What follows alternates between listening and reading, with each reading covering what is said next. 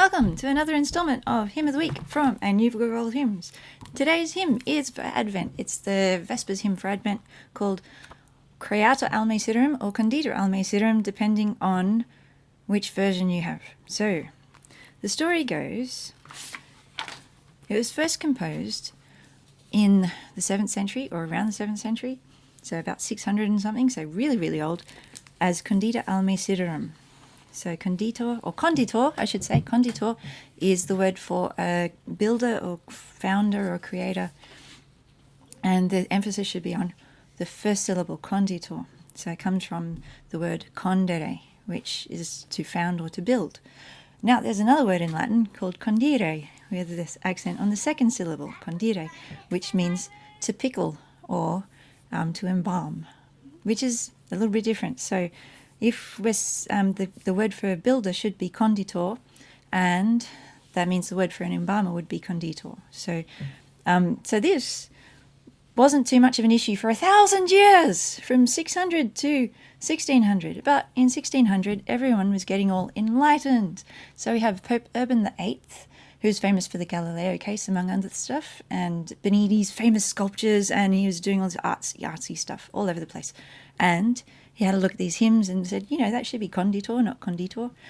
And, well, it wasn't just this hymn, but all the hymns, all of the hymns. And thought, we can do better than that, yeah. Ambrose, Prudentius, what do they know? Let's change them all. Even, Thomas Aquinas escaped. I think Thomas Aquinas pretty much escaped. But this one in particular, Conditor Alme Siderum, they changed every single line except for one. The second line they left the same, Aeterne lux credentium, but they wanted to make it in a nice classical meter and make sure all the stresses are on the right syllables. And there's lots of different classical, they're trying to make it so if Cicero or Cicero, whatever you pronounce him, Cicero, walks into a church, which he isn't going to do because he's dead, he'd still be happy with the Latin. So Reverend Joseph Connolly, who wrote a lot of translations of the hymns, made the Ambrose and Prudentius took something classical and made it Christian. The revisers and their imitators took something Christian and tried to make it classical. The result may be pedantry, sometimes perhaps poetry, but it is not piety. Or in the much more succinct Latin, Accessit Latinitas, so Latin came in, recessit pietas, piety went out. So, today everyone pretty much agrees Pope Urban VIII had the wrong idea. Yeah, we don't really, the classical meter being everything exact and everything isn't that important in a hymn. And I think most people would agree. Well, yeah, but so many people agreed with that now. In 1985, they changed them back. Well, it's a bit complicated because they had the Divine Office, which is all Latin and everyone's singing the same stuff.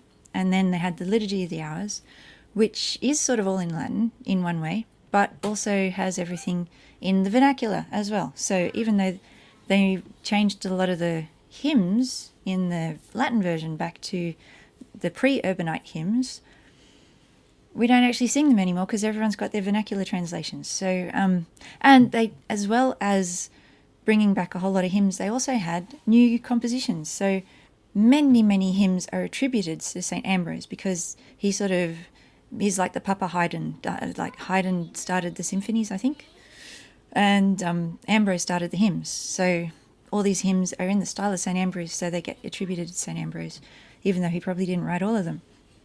And usually if you're looking through a whole lot of Latin hymns, you'll find Ambrose, and Prudentius and Fortunatus and all these great hymn writers. But in the Liturgy of the Hours, there's a new composer, Dom Anselmo Lentini, OSB, who outnumbers these 4-1, like one of them 4-1. So there's a whole lot of new compositions, which there's a treasury of there's so many old hymns out there that we could hold on to, but they made new ones. But it's sort of good to make new ones too. So I wasn't there at the time. I don't know very much Latin, so maybe I'll just keep with my own book. Okay, so I got to choose which one I was doing, and I started off with Creator Alme Siderum because that was in the Liber Usualis that I was typing everything up from, and then I found out that, we should probably use the earlier ones. The choir that I was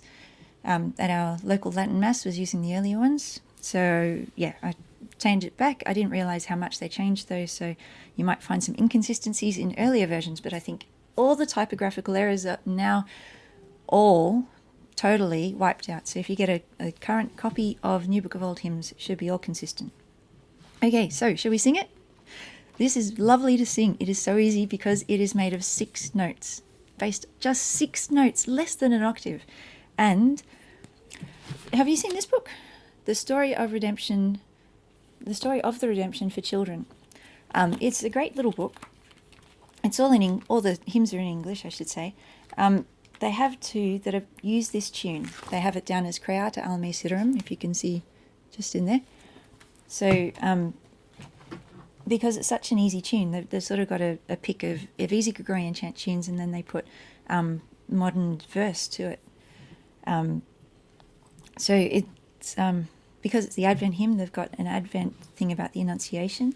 One day while Mary knelt in prayer, she saw an angel standing there. His glory filled the dwelling place. He said to her, "Hail, full of grace." And the next one, the trip to Bethlehem. Saint Joseph brushed the donkey neat, put Mary in the saddle seat, then took his staff of hickory limb and started off for Bethlehem. Hey, maybe that's a series I should do. We should go through the story of the redemption for children and do. Okay. But for today, I'm doing Conditor Alme Siderum. Conditor Alme Siderum, aetana lux credentium, Christe Redemptor omnium, exaudi prece supplicum, qui condolens interitu, mortis perire seculum, salvasti mundum languidum, donans reis remedium. Vergente mundi vespere, uti sponsus de thalamo, agressus honestissima, virginis matris clausula, cuius fortis potentiae genu curvantu omnia, celestia terrestria nutu fatentu subdita. Te deprecamo hagie venture iurex seculi, conserva nos in tempore hostis a telo perfidi. Laus honor virtus gloria Deo Patri et Filio, Sancto simul Paraclito, in saeculorum saecula. Amen. That's a hymn for Advent as we're getting ready for Christmas. Yeah, quick note about the tune. I'm accustomed to singing the tune for Creata Alme Siderum, which goes Creata Alme Siderum. So Alme is on the same note, repeated note, but the one for Conditor Alme Siderum, Alme jumps up, so it goes Conditor Alme Siderum. So I apologise if I fell back to the Creata Alme Siderum's tune for Conditor Alme Siderum, but it's only one note and it's a very tiny difference, so just be sure, get that straight when you're preparing this with your family or your choir and making sure that everyone gets to hear this beautiful tune. Yes, more simple tunes, please. Yes, with small ranges for nice, easy singing. So I hope you have a blessed Advent. See if we can do the rest of the tunes. Okay, God bless. Bye.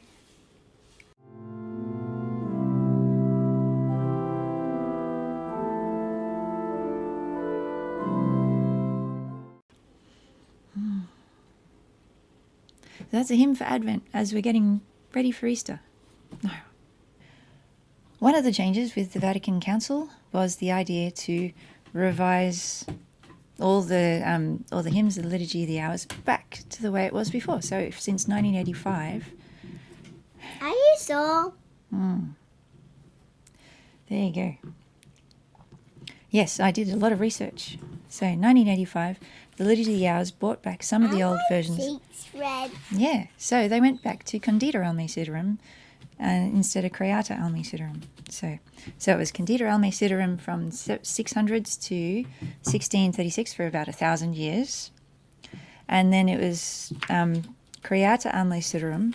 Not everyone was singing Creata Alme Siderum. A lot of the monasteries asked and obtained permission to keep their old hymns. So a lot of the monasteries obtained permission to keep their old hymns. So they were still singing the ancient versions of the hymns. Here's a random book we have. Yeah.